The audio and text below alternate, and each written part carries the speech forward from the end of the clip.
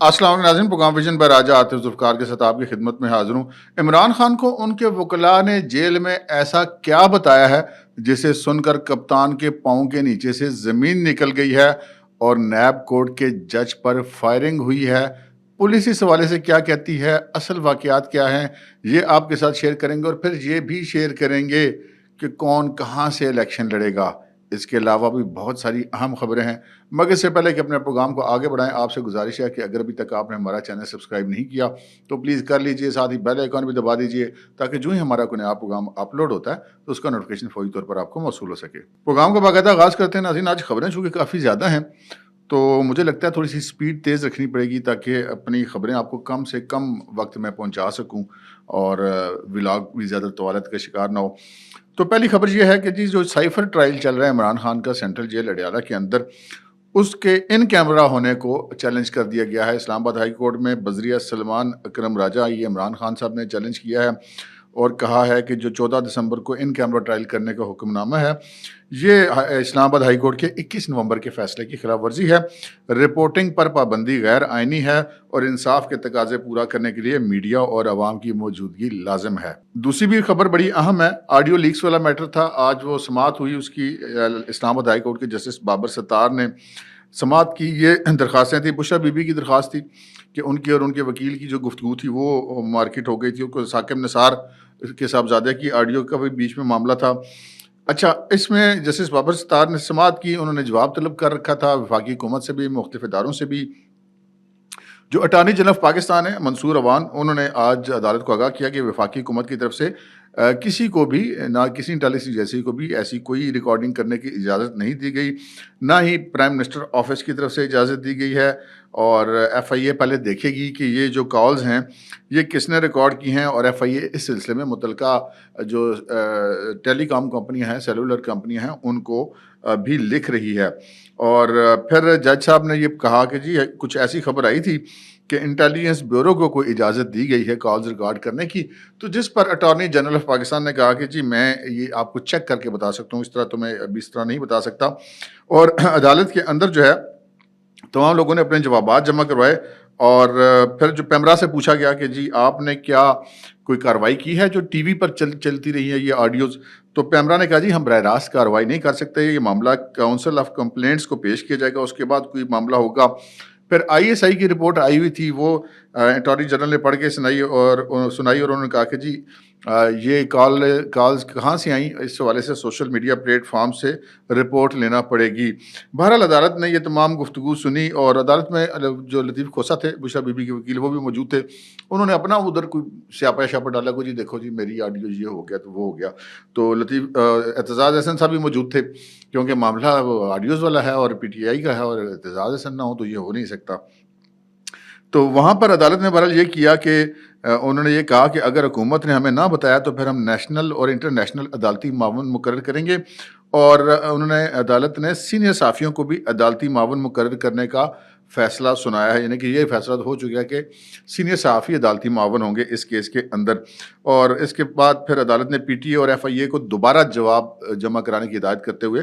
مقدمے کی سماعت جو ہے وہ ملتوی کر دی۔ تیسری خبر جو ہے وہ پاکستان سے باہر کی ہے، لیکن کسی نہ کسی طرح اس کا تعلق پاکستان سے بھی بن نہیں جاتا ہے۔ وہ ہے کہ عمران خان صاحب کے جو بڈی ہیں اور امریکہ کے سابق صدر ہیں ڈونلڈ ٹرمپ، ان کو نااہل قرار دے دیا ہے۔ وہاں کی ریاست ہے کولوراڈو، اس کے عدالت نے، اور ڈونلڈ ٹرمپ کا جو نااہل ہو جانے سے ایک چیز تو بڑی واضح ہو جاتی ہے کہ جب آپ ریاست کے خلاف چڑھائی کریں گے تو پھر آپ کو معافی امریکہ میں بھی نہیں ملتی، جہاں پہ بڑی انسانی حقوق اور بڑی آزادیاں ہیں۔ یہاں پر تو 200 مقامات پہ حملے کیے گئے، وہاں پہ تو انہوں نے ایک ہی جگہ پہ حملہ کیا تھا۔ تو یہ ایک خبر تھی۔ اس کے ساتھ ہی پھر اگلی خبر کی طرف بڑھتے ہیں جناب۔ فواد چودھری صاحب بھی آج کل بڑے خبروں میں ہیں، کیونکہ بار بار گرفتار ہو رہے ہیں، اور اس وقت بھی وہ گرفتار ہیں، جیل میں ہیں، اور اب ان کی گرفتاری جو ڈلی ہوئی ہے وہ نیب کے کیس میں ڈلی ہوئی ہے، اور یہ کیس جو ہے یہ پنڈ دادر خان جیلم کی جو سڑک ہے اس کو دو رویا کرنے میں کے معاملے میں خود برد ہے، اور اس سڑک کے لیے زمین کی خریداری کے معاملے میں خود برد کا الزام ہے فواد چودھری کے اوپر۔ فواد چودھری کو عدالت میں پیش کیا گیا، نیب نے ان کا جسمانی ریمانڈ مانگا، جو عدالت نے منظور کرتے ہوئے ان کو 10 روزہ جسمانی ریمانڈ پر نیب کے حوالے کر دیا ہے، اور اب نیب تفتیش کرے گی 10 روز تک فواد چودھری سے۔ فواد چودھری جب عدالت میں موجود تھے تو وہاں پہ ان کی ہلکی پھلکی سی گفتگو میڈیا سے بھی ہوئی، اور انہوں نے کہا جی میں جیلم کی دونوں سیٹوں سے الیکشن لڑوں گا، اور اگر الیکشن نہ لڑ سکا تو میرے گھر کے بڑے ہیں چودھری شہباز، وہ فیصلہ کریں گے کہ جی کس نے الیکشن لڑنا ہے۔ اور ہبا فواد یعنی کہ ان کی اہلیہ اور ان کے بھائی جو ہیں فیصل چودھری، یہ دونوں انہوں نے کہا کہ جی میری مہم چلائیں گے۔ ویسے یہ اب ایک بڑی اوپن سیکرٹ ہو چکی ہے کہ ہبا فواد اور فیصل چودھری کے درمیان جب سے عمران خان اندر گئے ہیں ان کے اختلافات جو ہیں وہ گھر سے نکل کے میڈیا کی زینت بن چکے ہیں، وہ ایک دوسرے کے خلاف ان کی بیان بازی بھی آپ کے علم میں ہے کہ چلتی ہی رہتی ہے۔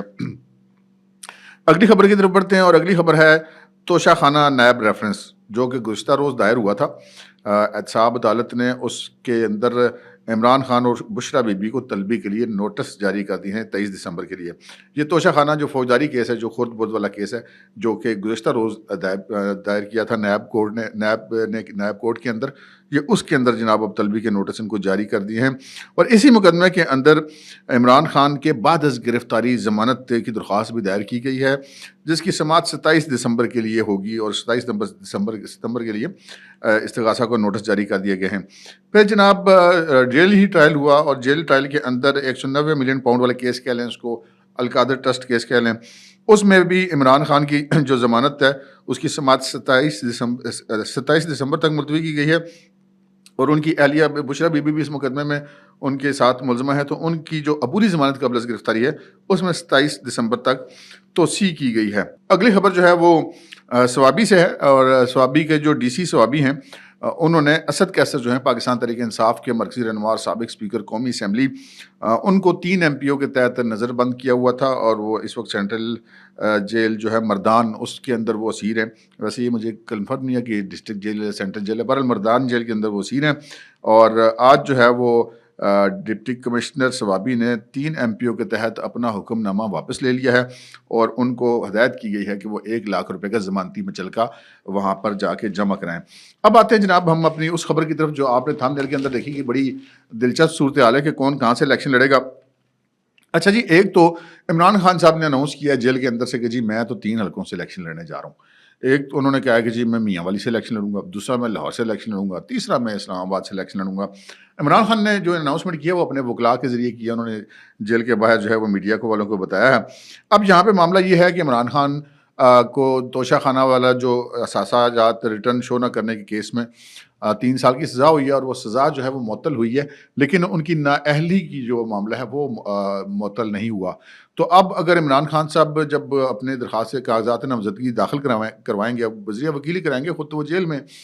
تو پھر یقینی بات ہے ان پر اعتراض آئے گا، اور اعتراض آئے گا تو پھر اس کے اوپر سماعت ہوگی اور اس چیز کا فیصلہ ہوگا۔ تو اس کے سلسلے میں جو عمران خان کے وکلاء کی ٹیم ہے وہ یہ کر رہی ہے کہ وہ جو اس کے ساتھ ہی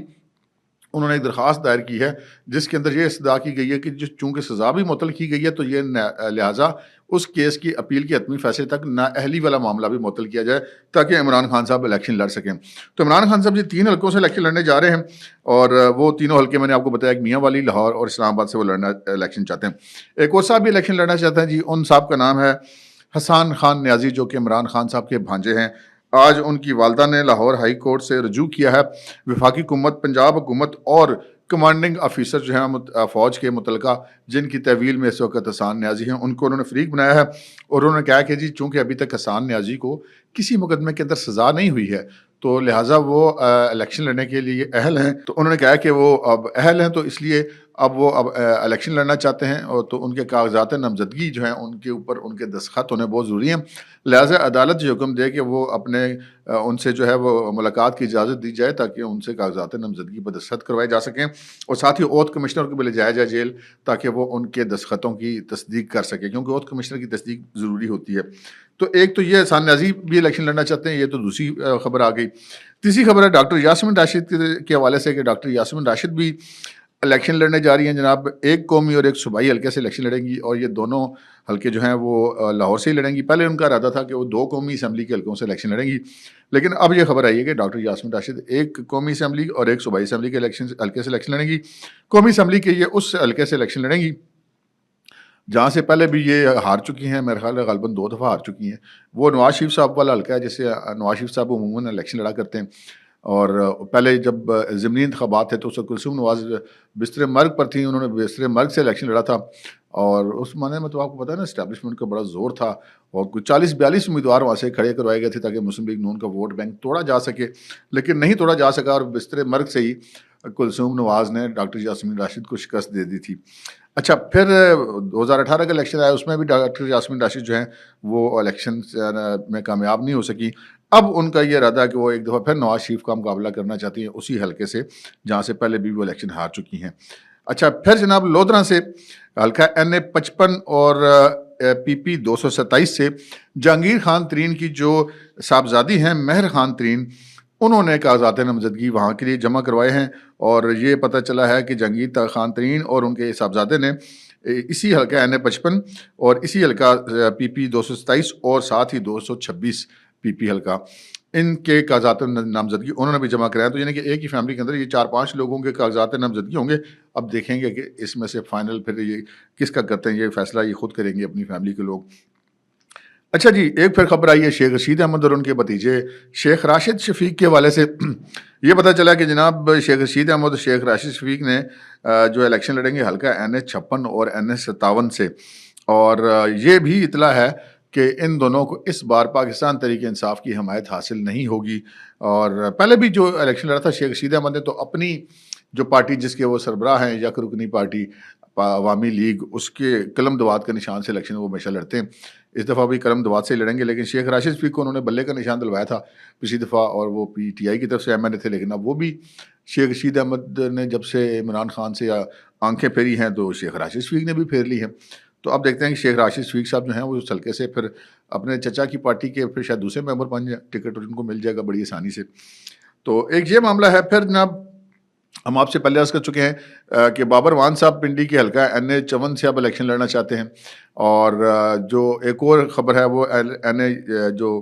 56 اور 57 ہے، یہیں سے جو ہے وہ سابق ضلع ناظم جو ہیں راجہ طارق کیانی، وہ پاکستان تحریک انصاف کے امیدوار ہو سکتے ہیں، دونوں حلقوں سے بھی ہو سکتے ہیں اور کسی ایک حلقے سے بھی جہاں سے ان کو ٹکٹ ملے گا تو وہ بھی الیکشن لڑیں گے۔ تو یہ جو چونکہ اب الیکشن کا دورہ ہو چکا ہے، مہم شروع ہو چکی ہے، آلموسٹ کاغذات نامزدگی لینے اور جمع کرانے کا سلسلہ جاری ہے، تو یہ ہم نے کہا کہ یہ آپ کے ساتھ ہم خبر شیئر کر لیں۔ اچھا جناب، ہم آتے ہیں اپنی اس خبر کی طرف جو ہم نے آپ سے عرض کی کہ عمران خان کے پاؤں کے نیچے سے زمین نکل گئی کہ ان کے وکلاء نے ان کو ایسی بات بتائی۔ وہ کیا معاملہ ہے جی؟ معاملہ یہ ہے کہ پاکستان تحریک انصاف کے جو اس وقت چیئرمین ہیں بیرسٹر گوہر اور علی ظفر، یہ ایکسکلوسیو خبر ہے جناب، یہ جب ان سے ملے ہیں آج سینٹرل جیل اڈیالہ کے اندر عمران خان سے، اور جب انہوں نے کہا کہ جی عمران خان نے ان کو کہ جی میں میاں والی لاہور اسلام آباد سے الیکشن لڑوں گا تو آپ جا کے بتا دیں، تو ان دونوں جو وکلاء نے عمران خان صاحب کو بصد ادب و احترام گزارش کی کہ جناب ہمارے پاس جو رپورٹیں ہیں اور جو ہماری قانونی نگاہ ہے اس کے مطابق ہمیں لگتا نہیں ہے کہ پاکستان تحریک انصاف بطور پارٹی الیکشن میں حصہ لے سکے گی اور اس کو انتخابی نشان بلہ ملے گا، تو یہ جو پارٹی کے ٹکٹوں شکٹوں والا معاملہ یہ سارا کھو کھاتے میں جانا ہے۔ جس پر پھر عمران خان صاحب نے کہا پھر اچھا پھر کیا کریں، پھر اس طرح کرتے ہیں کہ جتنے ہمارے امیدوار ہیں ان کو کہہ دیں کہ وہ آزاد حیثیت سے کاغذ داخل کرا دیں، اگر انتخابی نشان مل گیا تو ٹھیک، ورنہ پھر آزاد حیثیت سے الیکشن لڑیں۔ تو یہ ایک کہتے ہیں مجبوری کا نام شکریہ کہ پارٹی کا اب ان کو خود عمران خان کو اور ان کے وکلاء کو بھی یقین ہو گیا ہے کہ بطور پارٹی شاید پاکستان تحریک انصاف الیکشن میں نہ ہو، نہ ہی ان کے پاس انتخابی نشان موجود ہوگا بلے گا، کیونکہ جو الیکشن کمیشن آف پاکستان میں جو ان کے کیس کی صورتحال ہے اس کے پیش نظر انہوں نے یہ بات کی ہوگی۔ اچھا جی، اب آتے ہیں ہم وہ جو جج پر فائرنگ کی خبر ہے۔ یہاں پر ہمارے ملک میں ایک تو کچھ افواہ سازی بھی بڑی ہوتی ہے، لیکن بعض اوقات ایسا ہوتا ہے کہ اصلی خبر بھی ماری جاتی ہے کہ ہم بندہ سمجھتا ہے کہ شاید یہ افواہ ہے۔ معاملہ یہ ہوا کہ جی جو جج صاحب ہیں احتساب عدالت کے، وہ چونکہ جیل میں ٹرائل کر رہے ہیں، عمران خان صاحب کے کیسز کی سماعت کر رہے ہیں، اور آج 2 کیسز میں توشہ خانہ جو فوجداری کیس اور القادر ٹرسٹ والا کیس 190 ملین پاؤنڈ والا، اس کی سماعت کے لیے وہ جیل گئے ہوئے تھے۔ جیل سے جب وہ واپس آ رہے تھے،